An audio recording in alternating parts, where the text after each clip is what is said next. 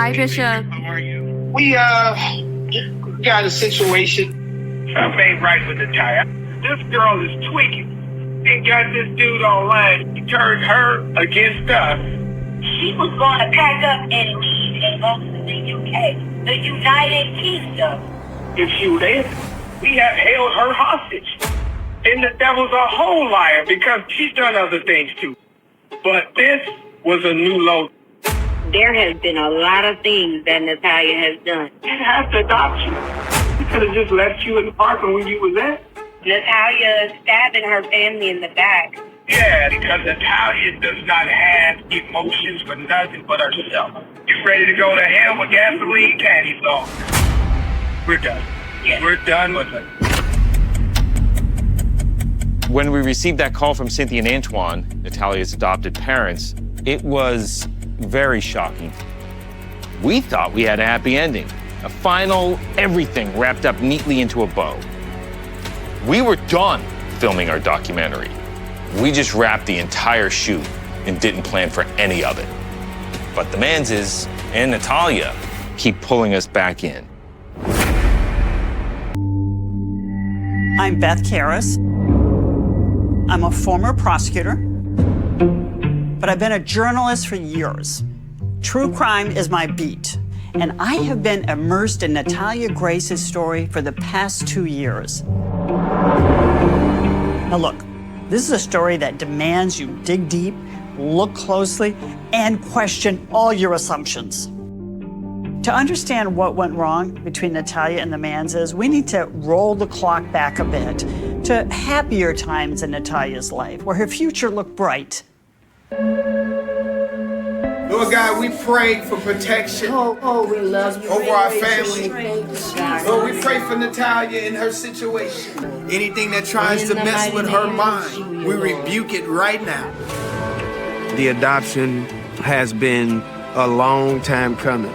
It was just a bond from the first moment we met. I think it officially means we can pass the old chapter and move to the next chapter, right? Yes, absolutely. I'm gonna braid your hair. I say it all the time. I'm so proud of you. Your strength is amazing because you've been through a lot. And it's a blessing to be able to be part of it and see you mature and grow from that little girl that I picked up off the side of the road, pretty much. With everything that I've literally gone through, I'm blessed to even be alive. Because there was a lot of rough times. Natalia was abandoned in an apartment in Lafayette by the Barnetts. Cynthia and Antoine Mans rescued her. They took care of her for more than a decade. Now, I'm looking forward to the future.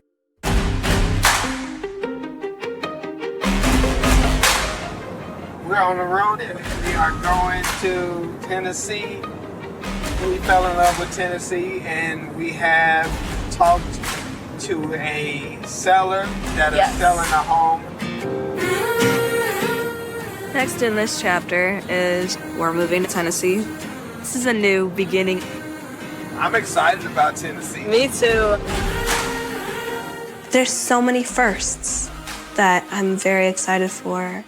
I want to travel, go to college for the first time. And I've always wanted a boyfriend.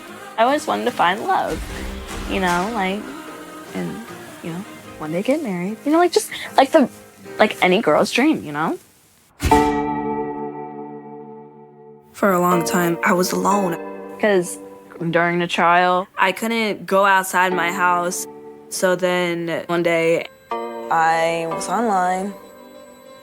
I met a guy. His name is Neil. He's from the UK. At first, it was just like a small message. And then I grew feelings. He claimed he grew feelings. And I just opened my heart. It felt really good.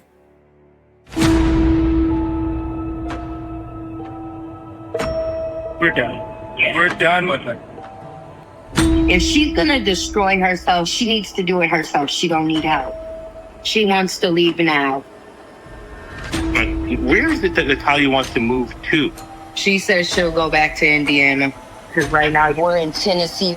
I think that the best thing we could do is talk about this on camera so that nobody try to drum up some crazy narrative. Look, I know you mentioned her getting an apartment on her own, but I don't think it's safe for her to go somewhere alone. Haven't you heard from the DePauls? No, we don't want her to go stay with somebody.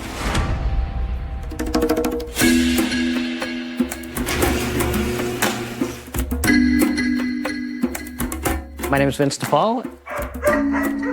All right, dogs. Your butt stinks so bad. I'm Nicole DePaul, and we live in upstate New York. In 2009, we tried to adopt Natalia.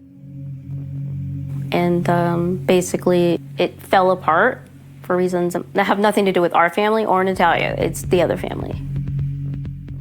When Child Protective Services in New Hampshire received a report regarding Natalia, the Chacones suspected the DePauls filed that report.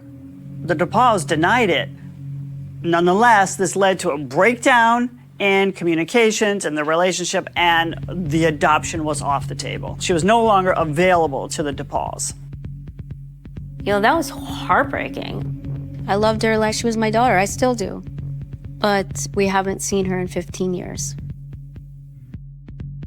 I found Natalia stalking. Oh, let me see it. It's like a trip down memory lane.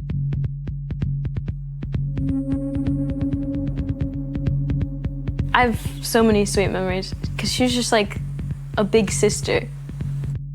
I remember when she was here, she would complain about her back hurting her a lot. I'll bet you she's never even had an MRI. When I had Natalia in 2009, she needed her spine fixed then. If you don't intervene, she could become paralyzed. It's like a nightmare.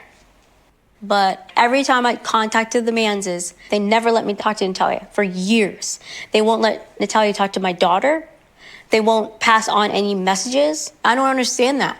Why can't she talk to Mackenzie? Why can't we have a conversation with her on the internet? Why can't they text each other? Like, I'm gonna lose my Nothing makes sense.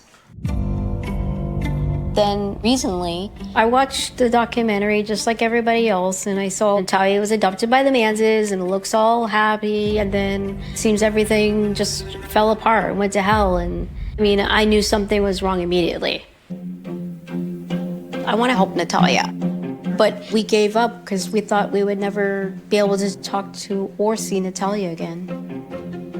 But then Natalia's boyfriend, Neil, found me on social media, and he then reached out to me. It was like out of the blue. He sent like a picture with his name. I first didn't even believe him. I didn't even know if he was legit or if I should even trust him. But then through communicating with Neil, I learned that actually it was Natalia who put him in touch with me. He was like desperate, trying to get in touch with anybody who will listen because he's extremely worried about Natalia. If she says we have held her hostage, we're done.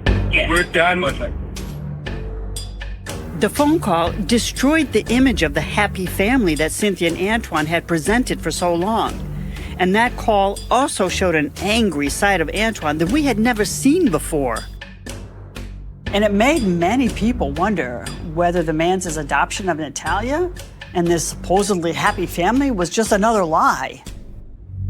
Who are the real Cynthia and Antoine Mans?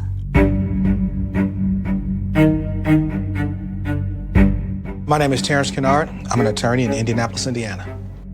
I represented Michael Barnett during the past 4 years with the issue involving his adopted daughter, Natalia Barnett. We've done a thorough investigation of this case. We've talked to 30 individuals. We've looked at historical documents, medical records. We've looked at court orders. Clearly, the Mans are grifters. They're hustlers. They're charlatans. They're con artists. Antoine Mans, he purposely selects his victims based on their disability. He takes control of their money by becoming what's called a payee. Their whole financial situation is based on the government funding that those people get. Antoine and Cynthia's job is to grow their flock. forget to subscribe and be a part of the community of truth. Join the movement. Preaching up in here today. There's only one God. Pray to be blessed financially first. That's why we're so excited around here. And some people interpret that as religious extremists. Or culty. Yeah. They say we're in a cult. And the most insidious part is he isolates them. Do you think Natalia is part of a cult? Yes. Absolutely. She has been indoctrinated by Antoine and Cynthia Mans. They don't necessarily gotta feel like they gotta go out there in the streets and find friends. It's up to you as a parent to watch every move your children make. Yeah. A lot of parents want to be their children's friend first, and the disciplinary factor of how children view authority is distorted. I would describe the man's parenting style as extremely overprotective and strict. You know, they have control issues. My name is Tamara Lee. I'm the pastor's wife of Bishop Stephen Thomas Lee.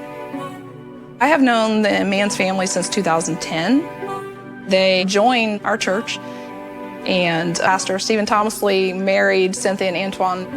Antoine Mans was a little rough around the edges when we first met him. Not a very approachable person, just mean. Drinking, cussing. He never really had a job. The only thing they were living on was Social Security, disability from the children that they had in their home. The Mans have a lot of children. With all that money coming in, it can be very lucrative. I mean, who wants to work? In 2015, Bishop Mans and Cynthia decided to branch off to start their own church in their home. In the name of Jesus. Hallelujah. I believe the Mans started their own church because Antoine Mans wanted to be a pastor and to be head honcho. Jesus Christ is the King, and I rebuke that devil in the name of Jesus. But the only church that Bishop Antoine had was always a very small congregation. Here in Crawfordsville, they might have had 10 people, you know, as part of their church. And a lot of them was family. Natalia was kept completely isolated, and they watched over her like a hawk. When they left the house in Crawfordsville, they moved to Tennessee. They bought that house with cash. Now, when they went on the Dr. Phil show, I heard that they did receive at least $300,000. And I know for a fact that Cynthia and Antoine, without Natalia's money, could not have bought a house with cash. Me and the Mans, we had altercations more than once. My name's Eddie Ramey.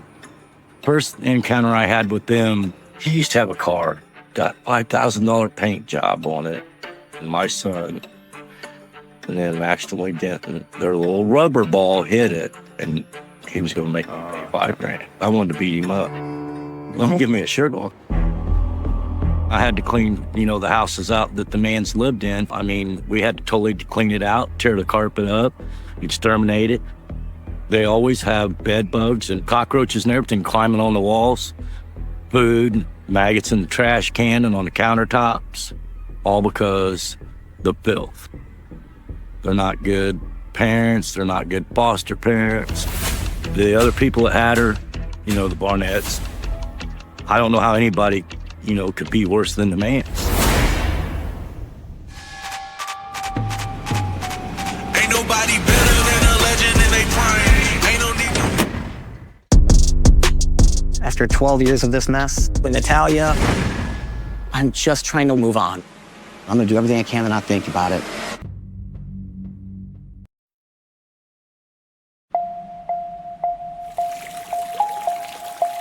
If I'm gonna be judged on something, I'd rather it be judged on my entire story, front to back, every last thing that's ever happened to me in my entire life, and not just a headline. Natalia deserves happiness, and I hope she's able to find happiness, and I hope she's able to breathe. When I think about Antoine, he is nightmare fuel. Picture an enigmatic leader. He requires people to refer to him as Bishop. Not sure where he got that from, I remember growing up in Chicagoland with Cardinal Joseph Bernardine. I'm not sure he ever anointed Antoine as such. How did you earn the title bishop? I acquired that based off the faith of the Word of God. And also, would it be safe to say that you describe yourself as a bishop that's not a designee that's been bestowed upon you by any theological or entity outside of your home church or your self-described church, correct? Yeah, I guess so. So when I think about Antoine referring to himself as bishop and demanding other people call him bishop, it seems like it's his world and everybody else must cow to him. He is a controlling entity that prevents you from leaving, having free thought. You have any idea how similar that sounds? I was cut off. Money was siphoned away from my sons to the Wicked Witch. Holy. Natalia is in extreme danger.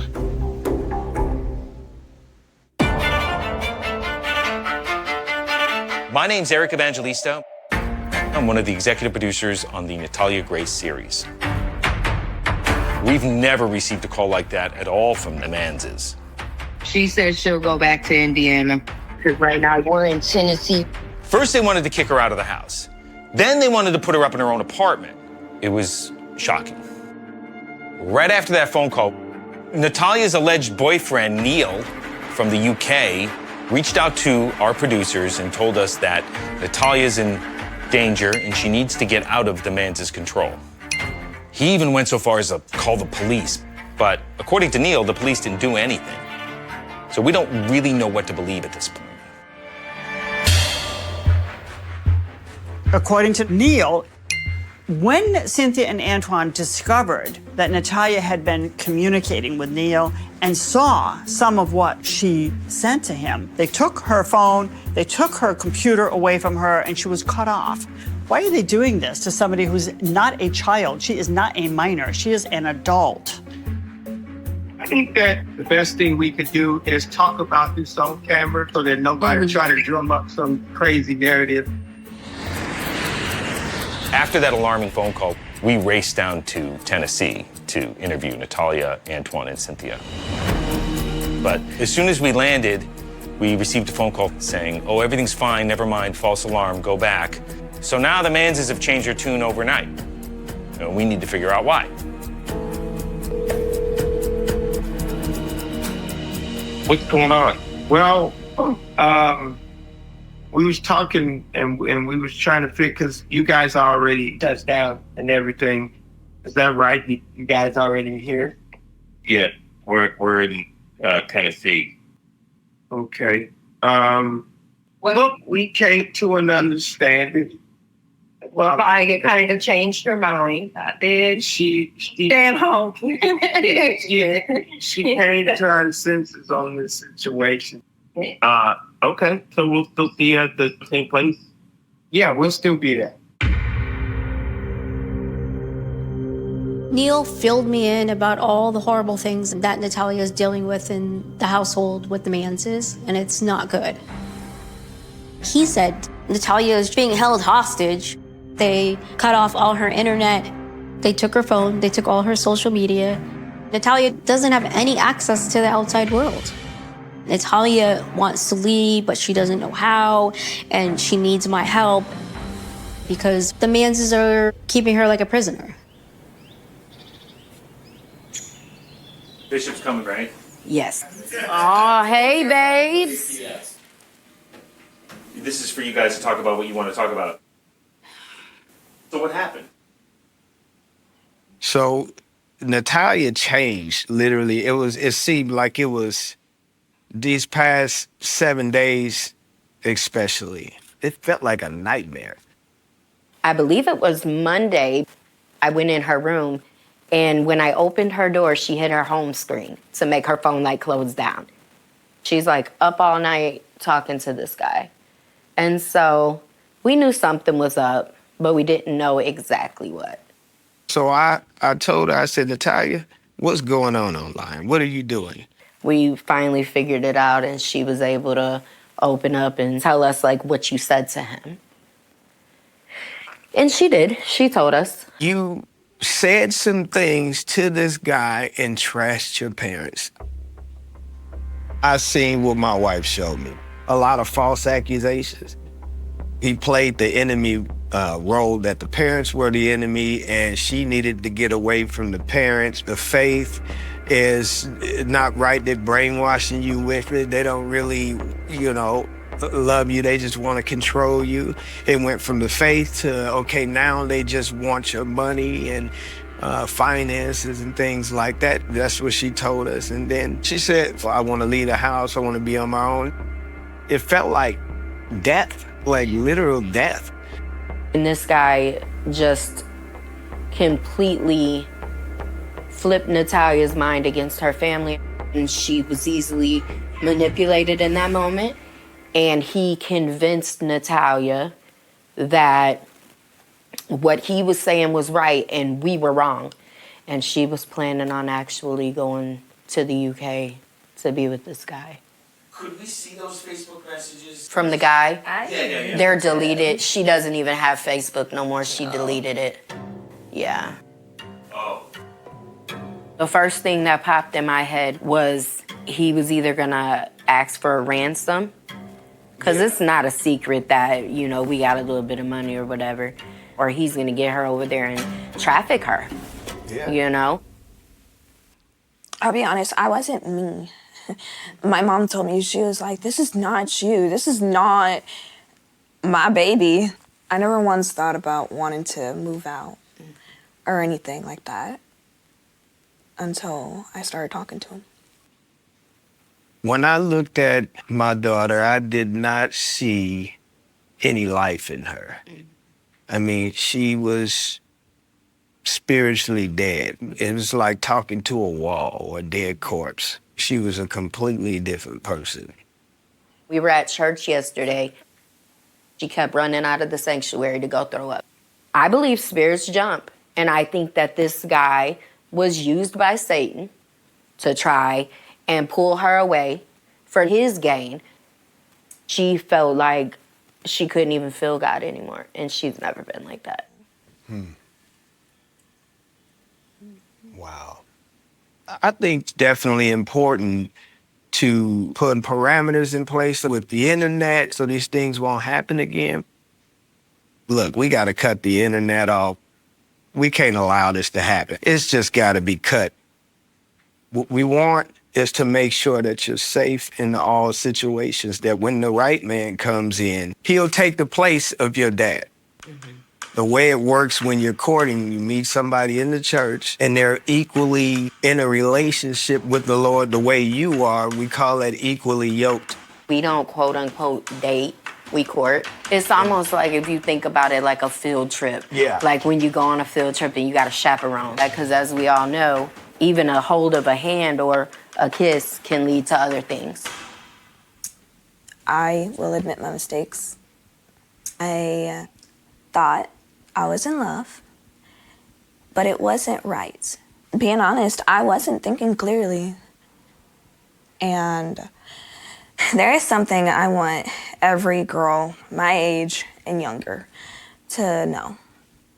I know that, especially at this age, you want to meet somebody, you want to be with somebody, but don't try and do stuff on your own, because it's not safe.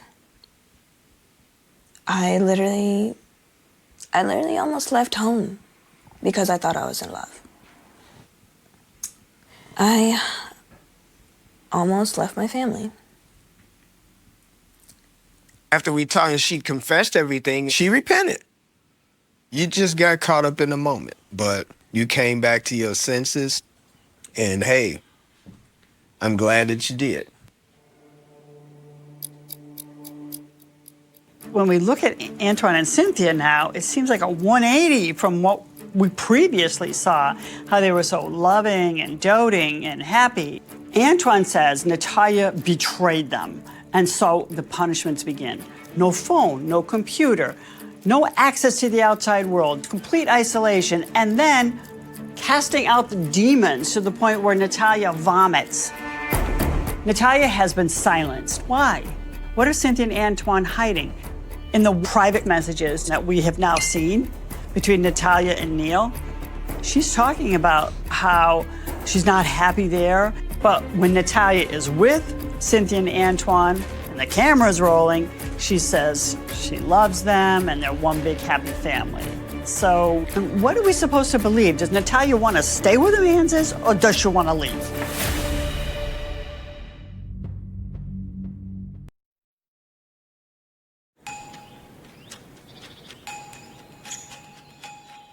We did almost part ways.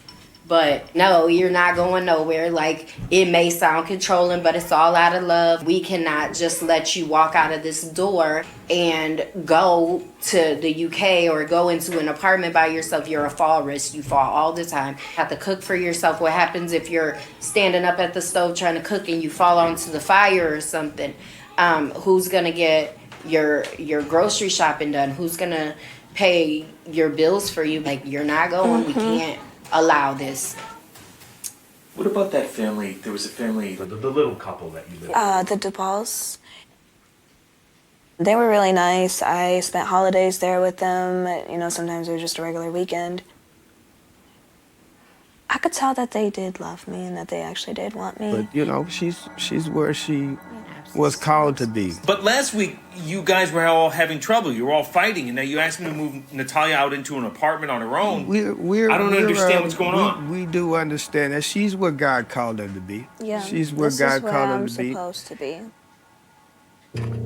God didn't send you to us for us just to let you go that easy. And it ain't no devil in hell that's gonna do that to this family.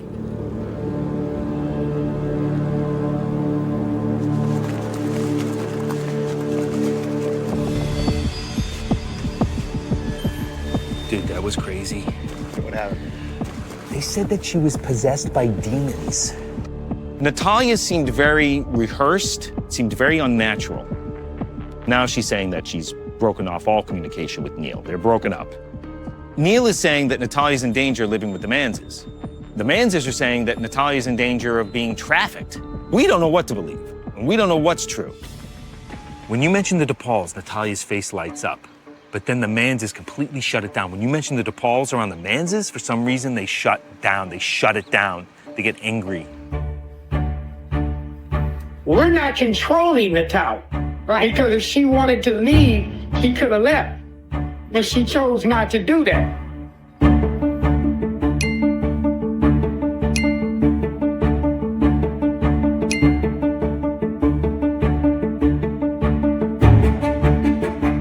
When the DePauls were offered as a solution for a place for Natalia to live, since it's a home modified for little people, because they are little people too.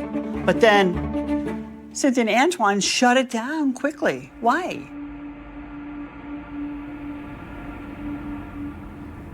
You know, you've watched me fight for kids like you. Yeah. Me and your mom, we dedicated our lives to doing that.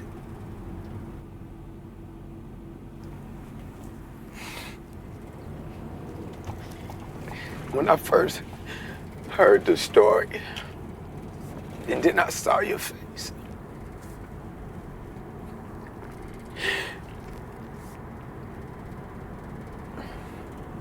all I can see is that little girl with a disability who was bullied by people who said they loved her. That's what I see. That's what made me, as your dad, fight for you.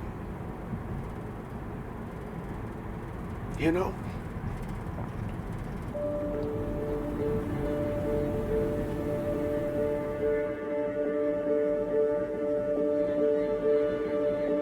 Neil and I have been messaging all day. He's saying the only way they can communicate is they're like on a learning app. They change their username and then they send a little message and then every single message has to be a new username.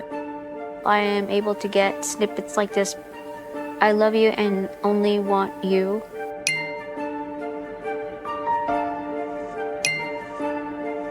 What this means to me is that Natalia was not completely brainwashed by the Manses after all, because she's still talking to Neil, right? And so when Natalia was rebuking Neil and apologizing to Cynthia and Antoine, was she really being sincere, or was she just telling them something she thinks they want to hear? She told me she's in pain constantly, but she isn't aware anything can be done surgery-wise. She said she just has to live with the pain. She also has problems with her period. All they say is, we're praying for Natalia. Wow. I mean, this is medical neglect. Oh my God, I'm infuriated. Neil told me that, you know, to make matters worse, they're exploiting her for her money. She has like zero left, zero savings, nothing to her name. The Manses completely robbed Natalia. They've kept every penny. This has got to be illegal. The other thing is Neil tells me that they took Natalia's money to buy themselves a house or trailer or whatever in Tennessee. I mean, she's living there, but she isn't even on the deed. Natalia tells Neil she hates living with the Manses and she trashes them all the time. Essentially, living there is hell for her. I'm reading the chat that Neil sent me. I said I want to go and they said I was being mental. So that was their way of controlling her, also reminding her that they have guardianship and that if she decides to leave, they can just institutionalize her. So I feel like that was a threat. I mean, honestly, after hearing all this awful stuff, you know, I have no choice but to help. I can't just leave her hanging. This is just terrible. I'm just responding to him. I'm saying, I'm glad you're in contact with her, and together, hopefully, we can help her. We're allies.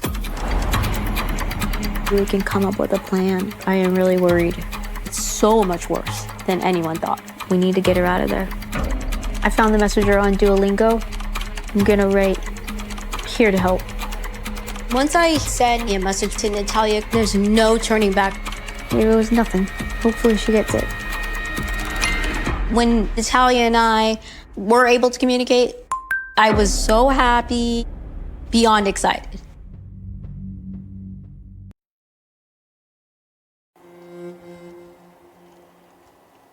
I've been communicating with Natalia. She wants to leave. She was like begging for help, you know? Yeah. I don't want to ignore that. I mean, hopefully we could help her get her surgeries, help her get into a better situation than she is right now. Natalia has no savings, but she does have her monthly benefits to pay for her living expenses. And while my family and I have a nice life, we definitely have room for Natalia. I mean, it'll be tight, but we can make it work. She was a lovely kid when she was here 14 years ago, but I'm concerned, you know, because she's practically a stranger. And, you know, obviously we want to be safe. Vince said, I think you need to take a step back. I think you need to rethink this whole thing. Think you need to be careful. We don't know who this person is, and she's had a lot of trauma. You don't know what you're inviting into the house. We don't really know what we're going to get into. It could go totally sideways. We don't know if there's any behavioral issues, you know? Right. Yeah, it's a risk. We don't take lightly all of the accusations against Natalia, you know, from trying to kill her parents to trying to burn down the house to hurting her siblings. It's not like we could just sit there and ignore these accusations because, you know, we're putting our family at risk if any of that is true. What if we're wrong and they're right and it is true? So what's the plan? She wants to leave ASAP. As soon as possible. Yeah. So I don't want to wait. Since Mackenzie's off from school, her and I could just go.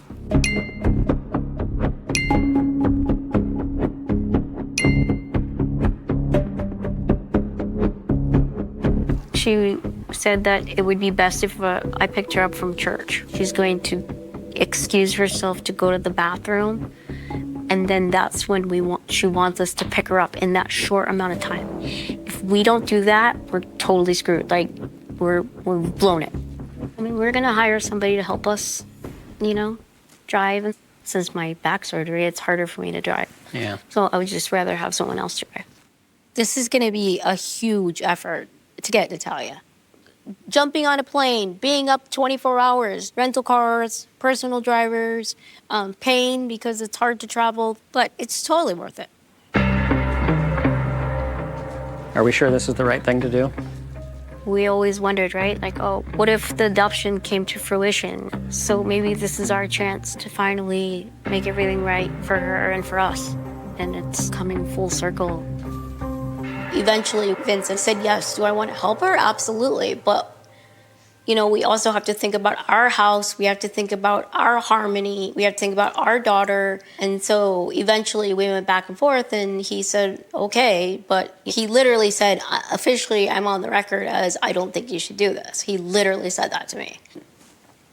There's a lot of guilt because, well, maybe there was something we could have fought harder. When we tried to adopt Natalia, it makes me so sad when I think about, like, how far Mackenzie is. On one hand, Natalia has a first grade education, and then on the other hand, my daughter is, like, you know, like at one of the best engineering schools in the country.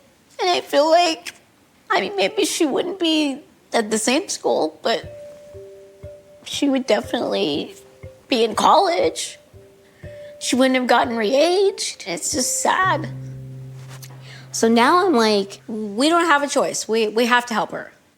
If somebody is asking for help, if you don't, then I couldn't live with myself.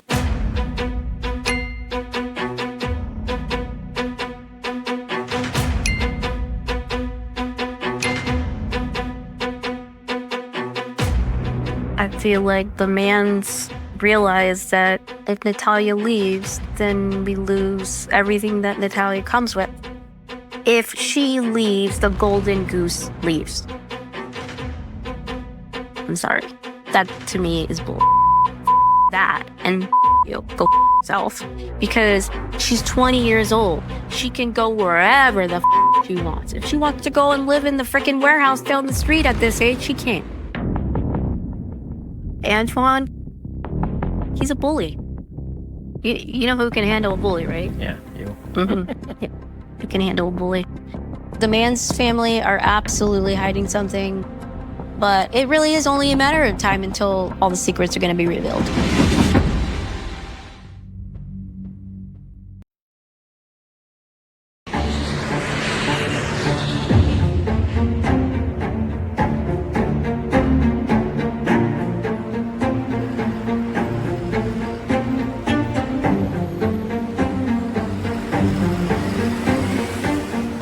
Hopefully no snags. That's what I'm hoping for. I just hope, like, the one thing that can go right does. I hope we can find the church. I hope we could get her without a big scene. I mean, there's, like, literally a million things that can go wrong. So, you know, we're just excited to see her, but also nervous. I never thought that this would be happening. Like, when we lost her the first time, never in a million years would I be thinking that we'll be driving her to pick her up. Do you know what I mean? Yeah. So, what's the plan? Like, what time? She said they begin worship at 7. And she would excuse herself to meet outside at 7:05. So, that doesn't give us much time because I don't know if it's, like, often that she excuses herself. You know what I mean? Yeah. Like, are they gonna accompany her? Like, I'm gonna do everything in my power to get Natalia because if we blow this, it's done.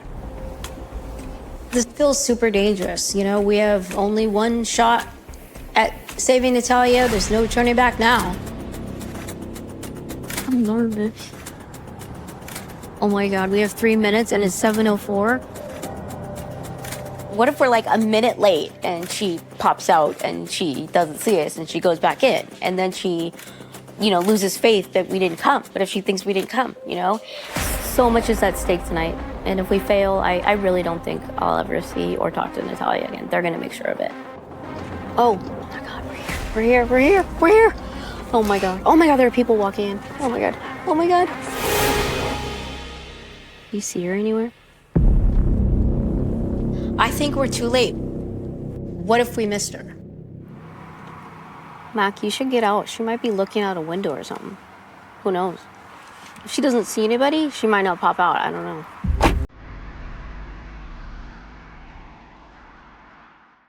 At this point, my mind is racing, my adrenaline's pumping. Oh my God, oh my God.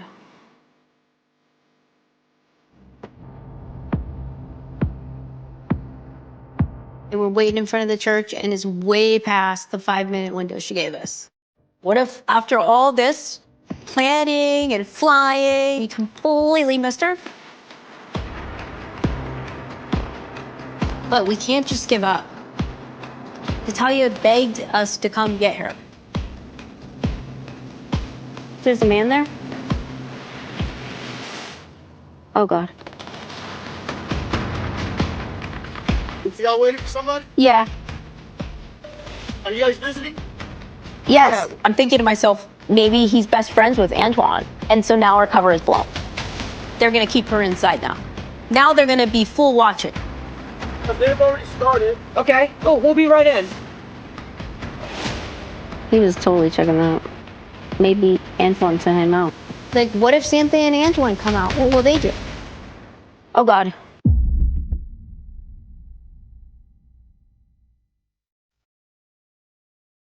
The desert remembers everything.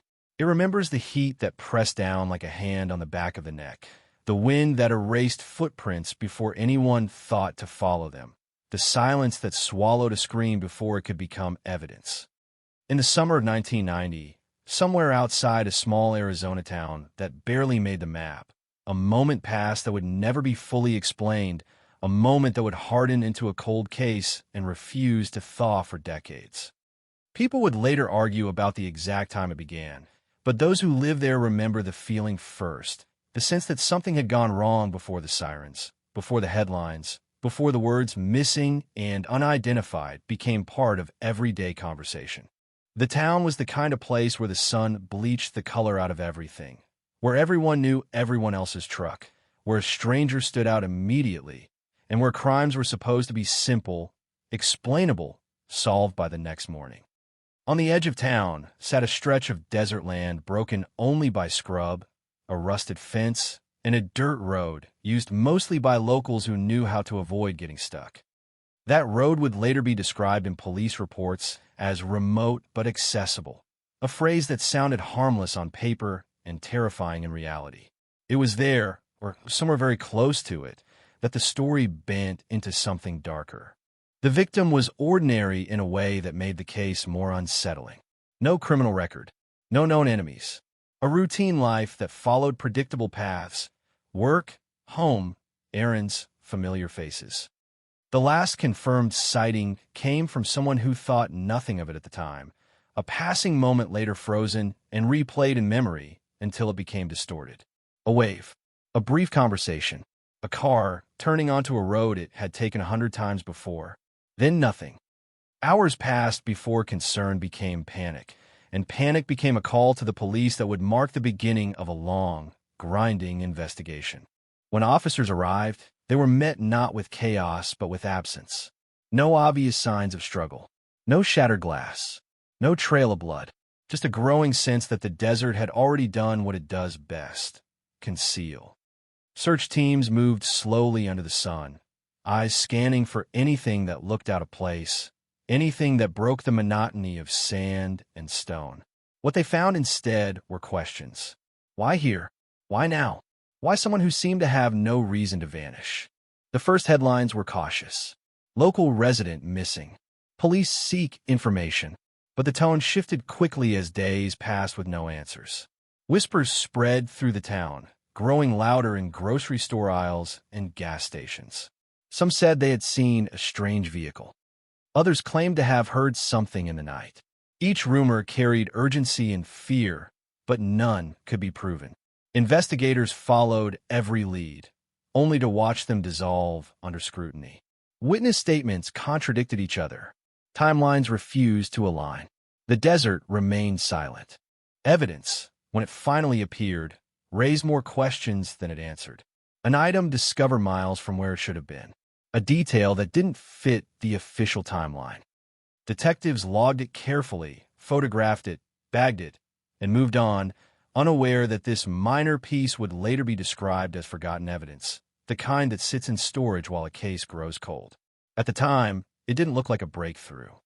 It looked like clutter in an investigation already drowning in possibilities. As weeks turned into months, the case hardened. Leads dried up. Resources shifted. New crimes demanded attention.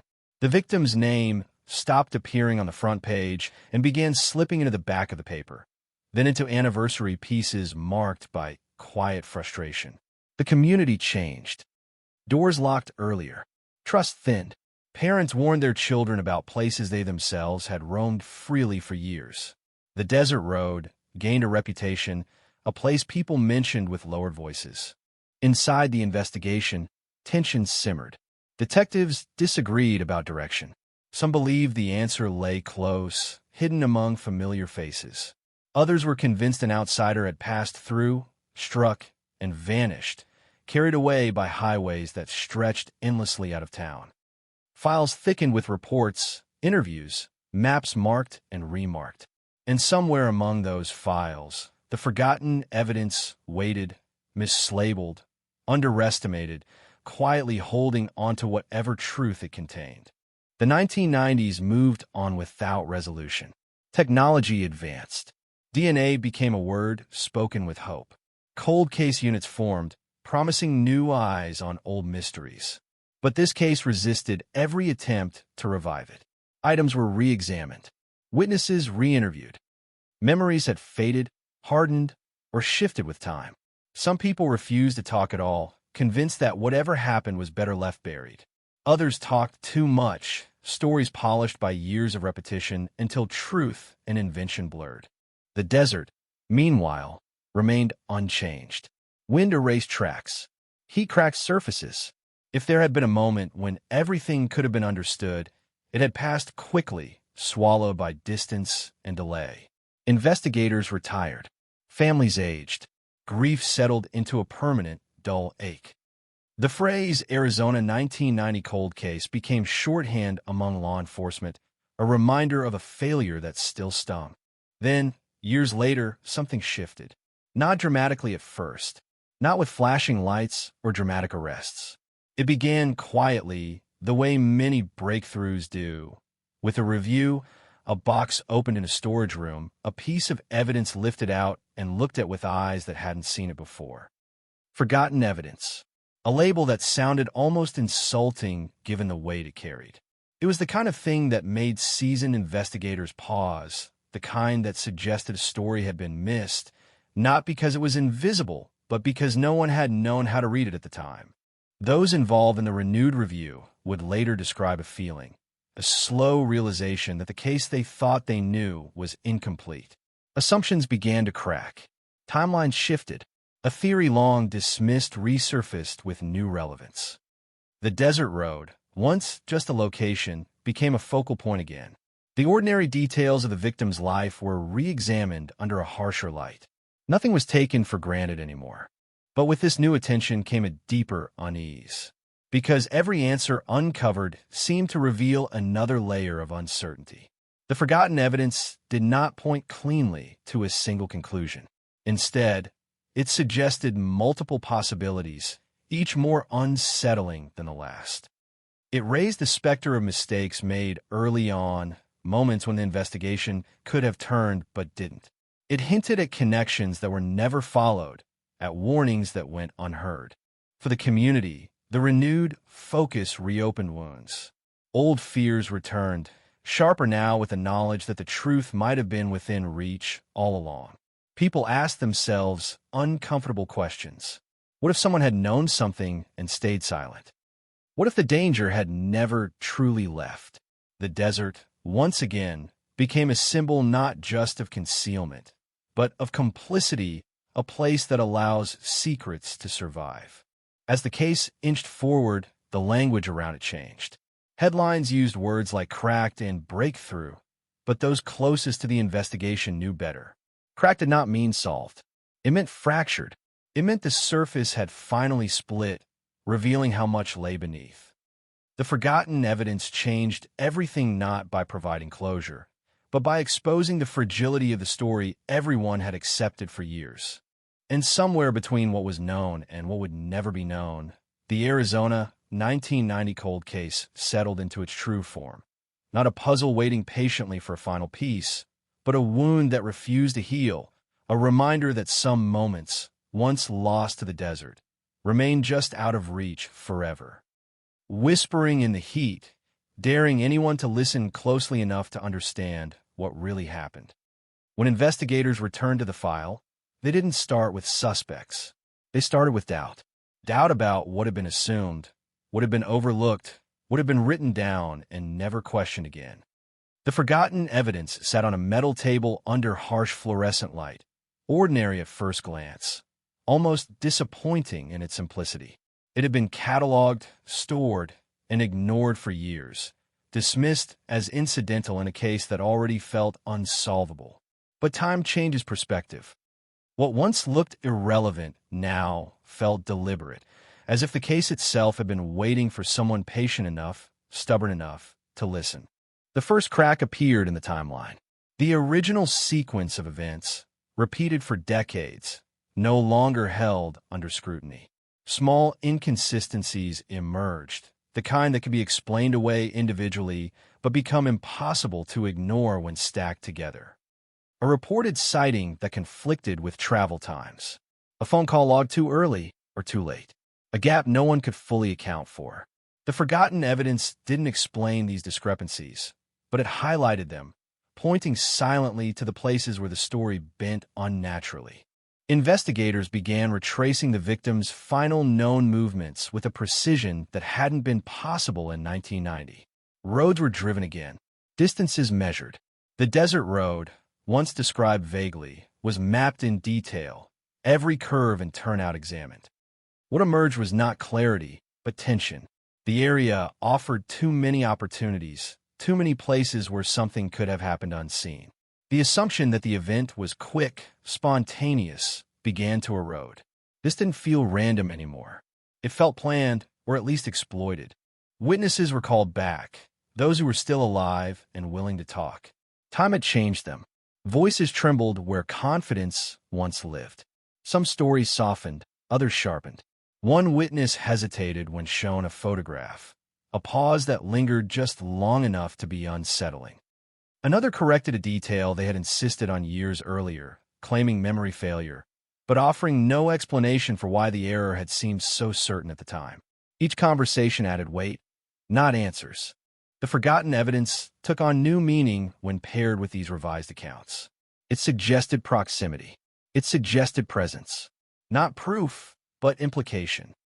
The kind of implication that makes investigators lean forward, lowers voices in interview rooms, and turns casual questions into something more precise. This item had been near the center of the event, not the periphery. It hadn't wandered into the case by accident. Someone had placed it there, or left it there, knowingly or not. Attention shifted toward people once considered background. Familiar faces. Locals who had been interviewed quickly and cleared without much thought. In a small town, familiarity breeds trust, and trust can blur judgment.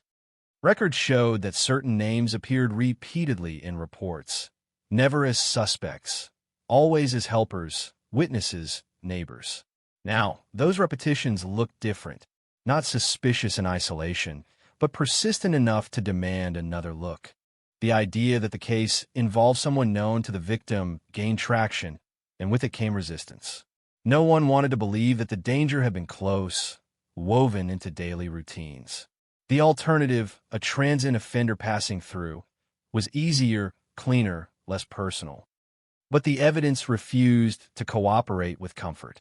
The forgotten piece pointed inward toward routines, habits, predictable patterns, toward someone who understood the area well enough to use it. As theories evolved, so did the emotional temperature. Investigators spoke of a growing sense of unease, the feeling that they were circling something fragile, something that could shatter if pressed too hard. Every new connection raised ethical questions about past decisions. If this angle had been explored earlier, would the outcome have changed?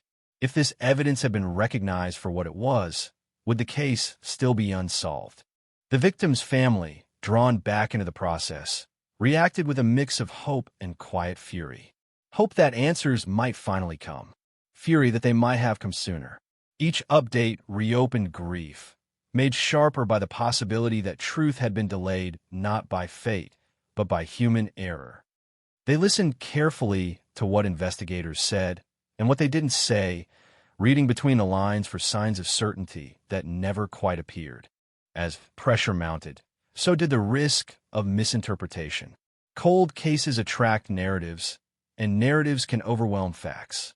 Investigators were careful, aware that the forgotten evidence was a catalyst, not a conclusion.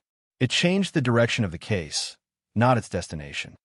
It suggested that the story everyone knew was incomplete, possibly wrong, but it did not name a culprit. It did not explain motive. It did not close the gap between disappearance and silence. And yet, something irreversible had happened. The case could not return to its previous state. The desert road was no longer just a place. It was a stage. The timeline was no longer fixed. It was fluid. The victim was no longer just missing. They were central to a pattern that now seemed disturbingly coherent. Investigators felt it in their bones.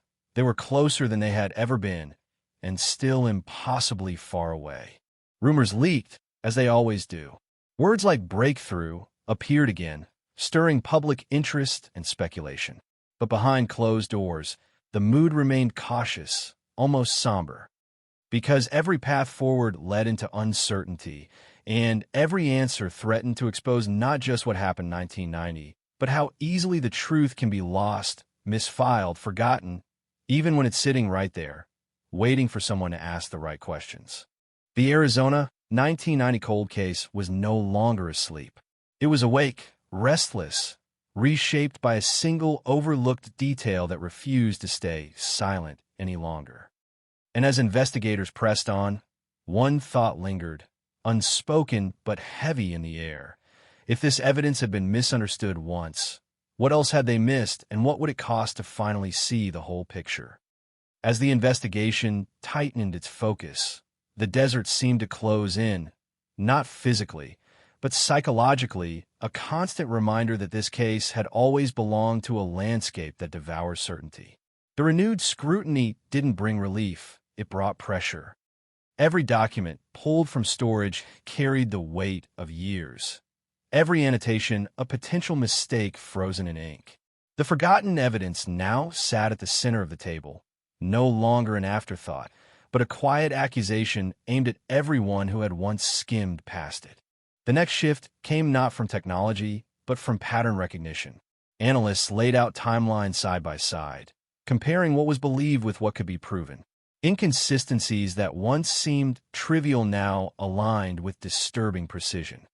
The victim's routine, previously described as uneventful, revealed subtle deviations in the days leading up to the disappearance. A stop made slightly out of order. A conversation cut short. A sense, reported later by someone close, that something had been weighing heavily, though no one could say what. The desert road reemerged again and again, not just as a location, but as a behavior. Who used it regularly? Who avoided it? Who had no reason to be there at all? Traffic logs were sparse in 1990, but personal habits filled some of the gaps. Investigators reconstructed the social geography of the town, mapping connections invisible to outsiders. It became clear that the road functioned as a boundary between public life and private intention, a place where people did things they didn't want observed. Attention turned to vehicles, not specific makes or models at first, but the idea of movement. How quickly someone could enter and leave the area without being noticed. How familiarity reduced risk. A local would blend in, a stranger would stand out. That distinction mattered now. The forgotten evidence suggested timing that was too precise for coincidence, an action carried out by someone who knew exactly how much time they had. Re-interviews continued, and with them came resistance. Some individuals refused outright, citing exhaustion, distrust, or the belief that reopening the case served no purpose. Others agreed, but their answers felt rehearsed, shaped by years of thinking about what they had already said. One person contradicted their own previous statement in a subtle way, adjusting a detail that seemed minor until investigators realized it resolved a long-standing inconsistency in the timeline. That correction raised a new question. Why hadn't it been mentioned before? The emotional toll of the renewed investigation became impossible to ignore. Detectives spoke privately about the weight of cold cases, the way they settle into the mind and refuse to leave. This one, in particular, carried a sense of moral urgency. The forgotten evidence had exposed not just a gap in understanding, but a failure of attention, and that failure now demanded correction, no matter how uncomfortable the consequences. The victim's presence, once abstracted into case numbers and photographs, began to feel immediate again. Personal belongings were examined with fresh eyes, not as relics, but as indicators of state of mind. What had been taken? What had been left behind? The absence of certain items suggested intention rather than panic. It didn't look like someone fleeing. It looked like someone interrupted. Speculation about motive intensified. Without a body, every theory remained fragile, but some gained traction. Personal conflict, financial stress, a secret relationship. None were supported conclusively, yet each intersected with the emerging pattern in unsettling ways. The forgotten evidence didn't confirm any of them, but it refused to rule them out. It sat there, neutral and unyielding, forcing investigators to confront the possibility that the truth was both ordinary and devastating. As pressure built, so did the risk of tunnel vision. Supervisors emphasized restraint, reminding the team that cold cases are vulnerable to overcorrection. The goal was not to find a suspect, but to find a story as it actually unfolded. Still, the pull of coherence was strong. Humans crave narrative, especially in chaos. And the Arizona 1990 cold case was beginning to resemble something dangerously close to a narrative. The desert community felt the shift, even without official announcements. Conversations changed tone. Names were spoken carefully. The idea that the case involved someone local, someone still present, lingered like dust in the air. For some, it triggered defensiveness. For others, a grim sense of validation. The past was no longer distant. It was pressing up against the present, demanding acknowledgement. The forgotten evidence, now reanalyzed, suggested a moment of decision, a point where events could have gone another way. Investigators debated whether this moment belonged to the victim or to someone else. Was an opportunity seized or mistake made? That distinction mattered because it shaped everything that followed. A planned act implied preparation and intent. A spontaneous one implied panic and improvisation. Both left different kinds of traces, and both were consistent in different ways with what little the case revealed. As the third phase of the renewed investigation unfolded, clarity remained elusive. But the fog was thinner now, enough to reveal shapes that had never been visible before. The Arizona 1990 cold case was no longer defined by absence alone. It was defined by tension, by the uncomfortable proximity of truth, and by the growing realization that whatever happened on that desert road was not an accident of circumstance, but the result of choices made in silence, choices that had echoed for decades and were finally, slowly, being heard. The closer investigators moved toward those choices, the more the case resisted simplification. Every answer demanded context.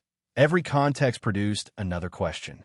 The desert road, once treated as a static location, now felt dynamic, a place shaped by timing, intention, and opportunity.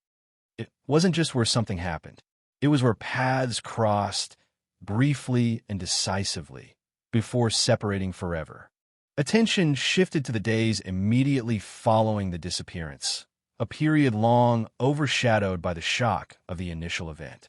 Early decisions, once viewed as reasonable under pressure, now appeared fragile. Search zones had been defined quickly based on assumptions that no longer held.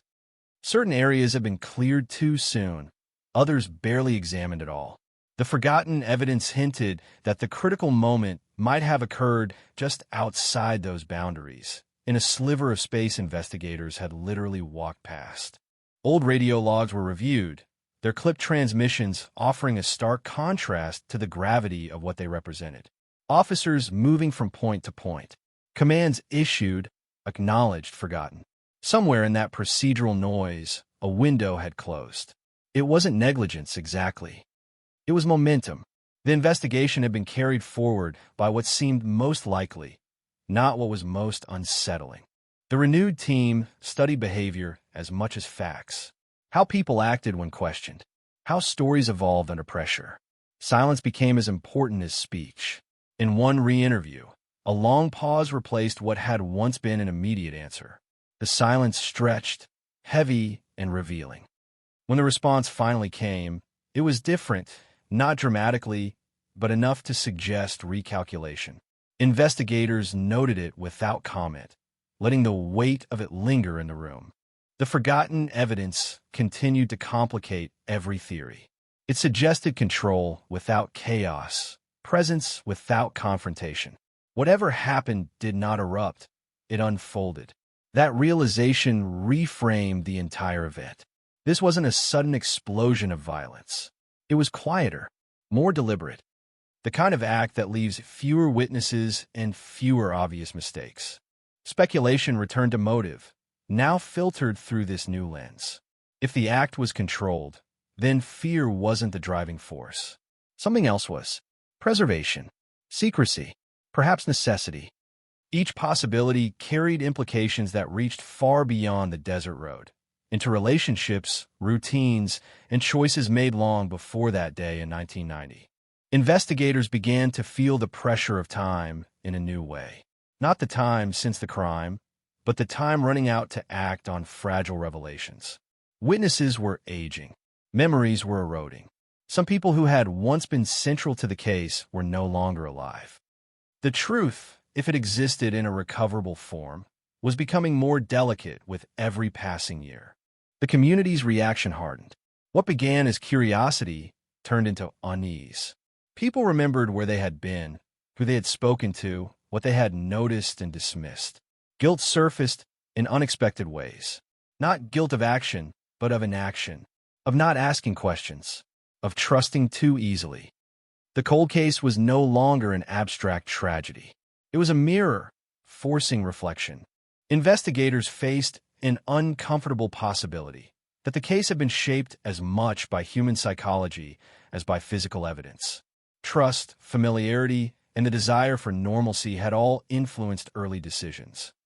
The forgotten evidence had been a victim of that psychology, overlooked because it didn't fit the story everyone wanted to believe.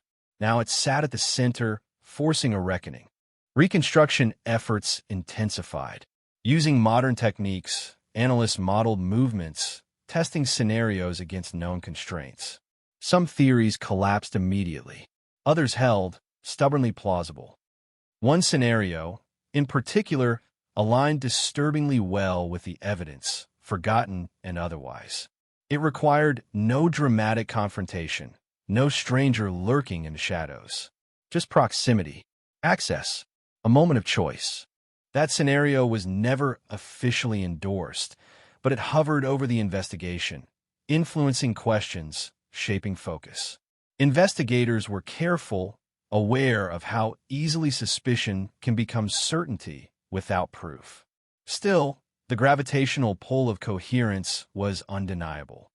The case was beginning to tell a story, whether they liked it or not. The forgotten evidence, when viewed through this emerging narrative, took on a chilling clarity. It wasn't random. It wasn't misplaced.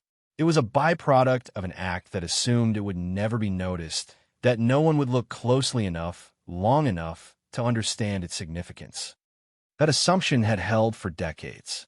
Until now, as the fourth phase of the investigation drew to a close, there was no arrest, no dramatic announcement. But something fundamental had changed.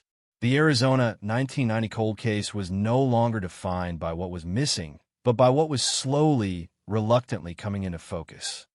The desert still kept its secrets, But the silence felt thinner now, stretched tight by attention and time, as if one more careful question might finally tear it open and reveal what had been hidden in plain sight all along. By the time the investigation reached this stage, the case no longer felt dormant. It felt reactive, as if every new question sent ripples backward through time, disturbing moments that had once seemed fixed. Investigators stopped asking what had happened and began asking how it had been allowed to disappear so completely. That distinction mattered. It shifted blame away from chance and toward structure, toward the systems and assumptions that had quietly shaped the outcome. The forgotten evidence, now fully integrated into the working theory, pointed toward a narrow window, a brief span of time in which everything had changed. That window didn't last hours. It didn't even last minutes. It was measured in moments, in decisions made quickly and carried out with an unsettling calm. Whoever was responsible hadn't panicked. They had acted with the confidence of someone who believed they understood the terrain, the people, and the limits of scrutiny. Investigators revisited the earliest interviews, listening not just for what was said, but for how it was said. Done, bace, certainty. In one recording, a voice sounded almost rehearsed, too smooth given the circumstances. At the time, it had been interpreted as composure. Now, it raised suspicion.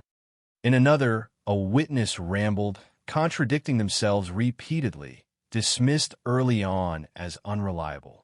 But when their words were stripped of order and reassembled around verified facts, fragments aligned in ways no one had noticed before. The desert road reasserted itself again, this time as a psychological space. People who used it regularly described it not as dangerous, but as private, a place where no one asked questions. That perception was critical. It meant the act, whatever it was, didn't require secrecy. It relied on expectation, on the assumption that no one would be watching closely because no one ever did. As attention narrowed, investigators encountered an unexpected resistance from within the case itself. Records were incomplete.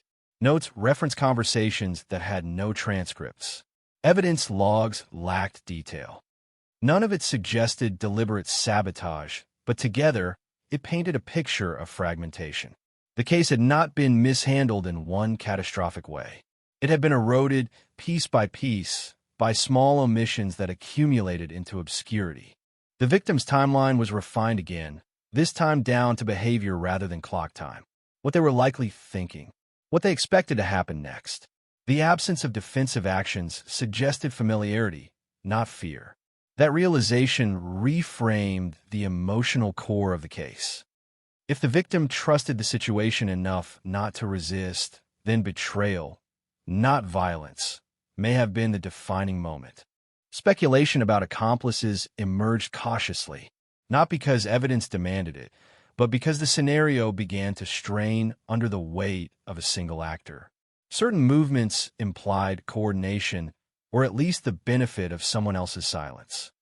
Investigators tread carefully here, aware of how easily theory can outrun proof. Still, the possibility lingered, uncomfortable and unresolved. The community's reaction shifted once more, from unease to quiet defensiveness. People grew wary of being asked about the past. Some questioned the value of reopening old wounds. Others feared what answers might implicate, not in crime, but in neglect, in knowing something and choosing not to see it clearly. The cold case had become a moral problem as much as a criminal one. Behind closed doors, investigators debated whether the case was approaching a point of diminishing returns. The forgotten evidence had reignited momentum, but momentum alone could not produce truth. It could only expose the edges of it. Every step forward risked collapsing fragile trust, both within the community and within the investigative team itself. Yet stopping now felt impossible. Too much had been revealed to turn back. The desert, unchanged and indifferent, continued to loom over every discussion. It had absorbed the event, preserved it, and disguised it all at once. The idea that something so final could occur in such an open space unsettled everyone involved. It challenged the belief that visibility equates to safety, that crimes require darkness to succeed. As the fifth phase of the renewed investigation drew on, the case reached an uneasy equilibrium. No arrest, no confession, but also no denial. The Arizona 1990 cold case existed in a suspended state, balanced between revelation and collapse. The forgotten evidence had changed everything by stripping away comfort, by proving that the truth had always been closer than anyone wanted to admit. And as investigators prepared to push further, one reality settled in with quiet force. Whatever happened on that desert road was not lost time. It was waiting patiently for someone to accept the full weight of what it meant. As the investigation pressed forward, fatigue became a factor as real as any piece of evidence. Not the exhaustion of long hours, but the deeper weariness that comes from circling the same truth without being able to grasp it. The forgotten evidence had reignited the case, but it had also raised the stakes. Now, every misstep mattered. Every assumption carried risk. Investigators moved more slowly, more deliberately, aware that the margin for error had narrowed to almost nothing. The focus shifted again, this time toward absence. Not what was found, but what was missing from the record. Certain routine procedures had left no trace. Follow-up questions that should have been asked never were. In one instance, a name appeared in a report without context, a single line that hinted at relevance but offered no explanation. That name became a fixation, not because it was clearly connected, but because no one could remember why it had been written down in the first place. Reconstructing intent became the central challenge. Physical evidence was scarce, degraded by time and environment. What remained were choices, where someone went, who they spoke to, what they avoided. The forgotten evidence suggested deliberation, but deliberation does not always equal premeditation.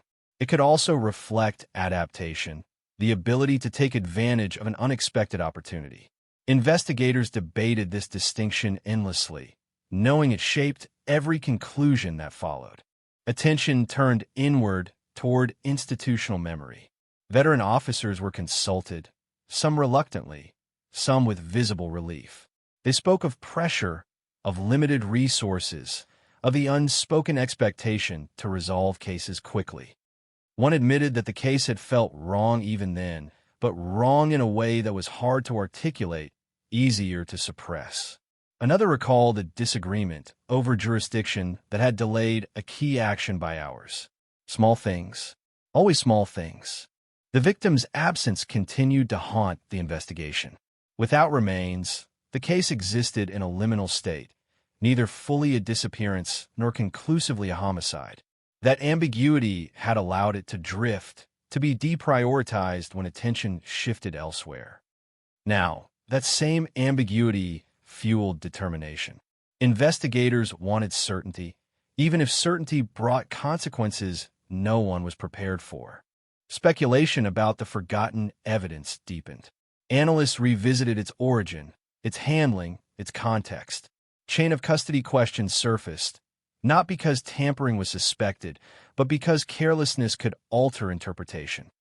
The object itself remained silent, but its presence continued to warp the case around it, pulling focus, reshaping theory. The desert road once again became a symbol, not of isolation, but of convergence.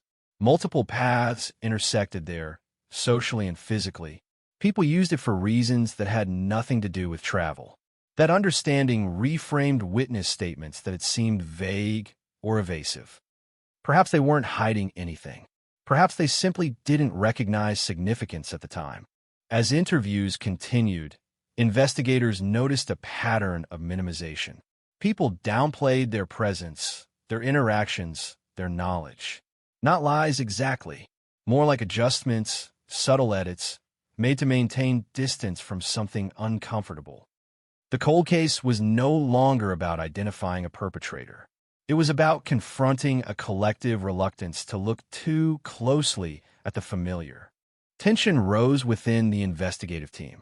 Some pushed for a narrow focus, convinced that the case hinged on a single individual.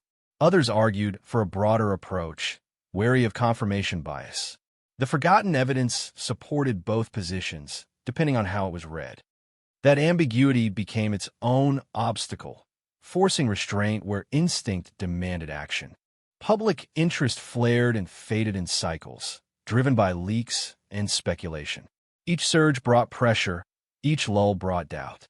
Investigators learned to operate in that rhythm, to pursue truth quietly while noise swelled around them. They knew that public certainty, if premature, could destroy what little progress had been made. As the sixth phase unfolded, the Arizona 1990 cold case felt closer to resolution and further from it at the same time. The forgotten evidence had cracked the surface, but beneath it lay a depth that resisted illumination. What had once been a simple question, what happened, had become something heavier. How so many opportunities to understand had been missed, and whether the truth, once finally seen, would be something anyone could accept. By this point, the investigation was no longer chasing a single event. It was chasing a shape, an outline of behavior that only made sense when viewed from a distance. Up close, every detail contradicted the last. Investigators learned to sit with that contradiction, to let uncertainty breathe instead of forcing it into premature conclusions. The forgotten evidence still anchored everything, but now it acted less like a clue and more like a gravitational force, pulling disparate facts in an uneasy alignment. The next development came from a source no one expected to matter anymore, an old secondary report buried beneath years of addendums and cross-references. It wasn't flagged as important. It wasn't dramatic, but contained a detail that had never been reconciled with the main narrative. A timing discrepancy, a mention of movement when there should have been stillness. On its own, it meant nothing. Paired with the forgotten evidence, it felt deliberate. Investigators revisited the concept of opportunity, not in abstract terms, but in lived experience. Who had freedom that day? Who had flexibility? Who could disappear for a short time without being questioned? In small towns, routine is a kind of surveillance. Deviations are noticed. The pattern that emerged pointed again towards someone whose absence would not have raised concern, someone whose presence was expected enough to be invisible. That realization intensified the emotional weight of the case. The idea that the truth might involve someone still remembered fondly, still woven into the community's story, was deeply unsettling. It challenged the narrative of external threat that had comforted people for decades. The cold case had always been easier to live with when it belonged to the unknown. Interviews took on a sharper edge. Investigators pressed gently but persistently, aware that memory is both fragile and defensive. In one exchange, a subject described the day in question with unusual clarity, recounting mundane details with precision. It was impressive, almost too impressive. When asked about a specific gap in their timeline, the clarity faltered. Words slowed. Eyes shifted. Nothing overtly suspicious, but enough to register. The forgotten evidence intersected with this account in a way that was impossible to ignore. It didn't accuse. It corroborated presence. It placed someone near the center of events without revealing intent. That ambiguity was maddening. It meant investigators could see the outline of the truth without being able to fill it in.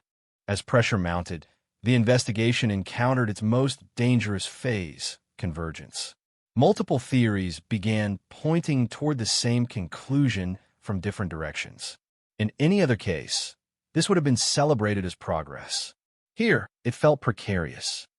Convergence can be real, or it can be a mirage created by selective attention. The team slowed deliberately, rechecking assumptions, challenging each other's interpretations. The victim's voice, absent for so long, began to feel present again through reconstruction. Their habits, their relationships, their subtle behavioral cues were analyzed not as data, but as narrative threads. The picture that emerged was not one of fear or conflict, but of trust. That trust, investigators believed, was the key to understanding how the disappearance could occur without immediate alarm. The desert road receded slightly from focus, replaced by the idea of transition. The act may not have begun there. It may have ended there. That distinction mattered. It suggested a movement from familiarity to isolation, a progression that felt intentional. The forgotten evidence fit this model disturbingly well, marking a point along that progression rather than its origin. As rumors intensified, some community members grew openly hostile to the investigation. Accusations of harassment, of reopening wounds, of chasing ghosts. Investigators absorbed the criticism quietly, understanding that resistance often accompanies proximity to truth. Others, however, reached out privately, offering fragments of memory they had never shared, unsure whether they mattered. Some did, some didn't. All were taken seriously. The seventh phase of the investigation unfolded in this tension between approach and retreat, certainty and doubt. The Arizona 1990 cold case no longer felt distant or abstract. It felt immediate, volatile, as if one misinterpreted detail could collapse years of work.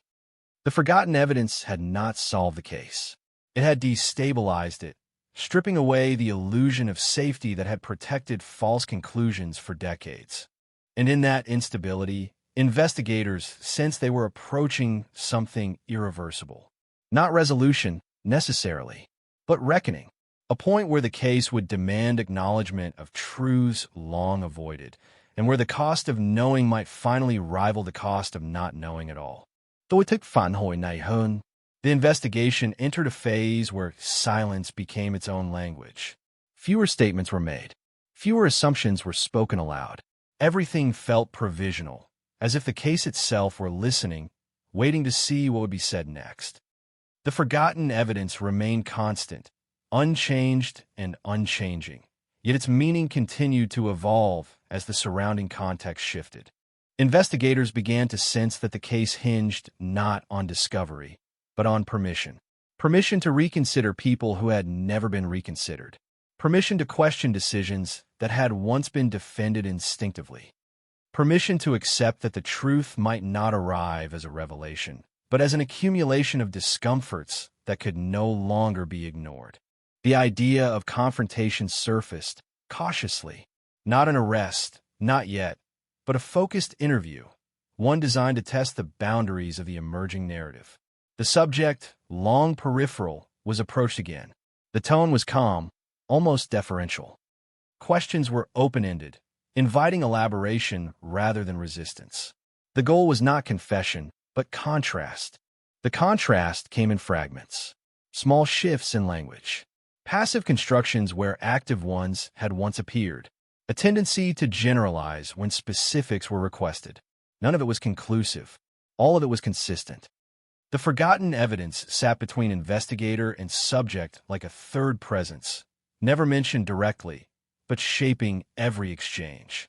Afterward, the team debated interpretation late into the night. Was this progress or projection? Were they seeing pattern or imposing it? Cold cases live on that edge, where desire for closure can distort perception. The investigators knew this. They reminded each other constantly. Slow down. Verify. Question everything, including yourselves. The victim's family was updated with care. There were no promises, only honesty about movement and uncertainty. Their reactions were restrained, tempered by years of disappointment. Still, something shifted. They asked different questions now, less about outcome, more about process. They wanted to know how the truth was being pursued, not just whether it would be found. The desert road returned to prominence in an unexpected way. A minor detail, long ignored, suddenly aligned with the revised timeline. It wasn't physical evidence. It was behavioral, a pattern of use that suggested avoidance at a specific time, a break in routine that had never been explained. It was subtle, but it resonated, reinforcing the idea that the critical moment was not chaotic, but calculated. Investigators felt the case tightening, like a net drawn slowly but deliberately. Yet they were acutely aware of fragility. One wrong move could send everything scattering. Public exposure could harden positions. Legal missteps could taint future action. The forgotten evidence had opened a door, but walking through it required precision. Dissent within the team intensified. Some believed they were ready to act, to push harder, to force clarity. Others urged restraint, arguing that the case still rested on inference rather than proof. The debate was healthy, necessary. It prevented momentum from turning into momentum alone. The community, sensing pressure, retreated further. Conversations stopped mid-sentence. Doors closed more quickly. The cold case had become a presence again, unwelcome but unavoidable. People wondered privately what it meant to live alongside an unresolved truth and whether resolution would heal or fracture what remained. As the eighth phase unfolded, the Arizona 1990 cold case felt closer to an answer than ever before, yet stubbornly resistant to closure. The forgotten evidence had not revealed what happened. It had revealed how carefully the truth had been navigated around, how many choices had been made to maintain distance from it. And as investigators prepared for what might come next, they understood that whatever the outcome, the case had already changed the story of the town, proving that silence, when left unexamined, can be as powerful and as destructive as any act committed in the open. By now, the case no longer moved forward in straight lines. It advanced in pressure waves. Each development sent a pulse through the investigation, then through the community, then back again, altered by reaction and resistance. The forgotten evidence remained untouched, yet it felt heavier than ever, as if the weight of what it implied was finally being felt. Investigators turned their attention to motive not as an explanation, but as a stress test. If the emerging narrative was correct, then motive had to exist in a form subtle enough to hide in plain sight for decades. Not rage, not desperation, something quieter, something that could coexist with normal life. That realization narrowed the field in ways no suspect list ever had. Financial records were examined, not for obvious gain, but for anomalies, minor discrepancies, patterns of behavior that suggested pressure rather than profit. Nothing explosive surfaced, but enough irregularity to suggest that the period surrounding 1990 had not been as stable as it appeared. Stability, investigators noted, is often a performance. The forgotten evidence intersected with this analysis again, reinforcing timing. Whatever happened did not occur on impulse. It aligned too neatly with a moment when attention would have been elsewhere, when routines created cover rather than exposure. This wasn't luck. It was awareness. The investigative team confronted a growing unease. They were no longer looking for confirmation of guilt, but for permission to name what everyone was circling. Naming changes everything. It turns theory into accusation. An accusation carries consequences far beyond the case file. Careers, families, reputations. In a cold case, those consequences ripple outward unpredictably. A second focused interview was conducted. This time, the approach was different. Questions were tighter, anchored to specifics that could not be easily generalized away. Dates, times, movements. The subject answered calmly, but the rhythm was off. There were moments where the narrative stalled, where silence crept in unexpectedly. When pressed gently on one detail, the response arrived too quickly, as if prepared in advance. Investigators noticed something else. The emotional register never changed. No irritación, no confusión, no visible anxiety, just control. It was impressive, unsettling. People under scrutiny usually react in some way. The absence of reaction became its own signal. Outside the interview room, debate reignited. Control could mean innocence. It could also mean rehearsal. The forgotten evidence leaned toward the latter, but still refused to decide the matter. It corroborated presence again, nothing more. Presence without explanation. Presence without consequence.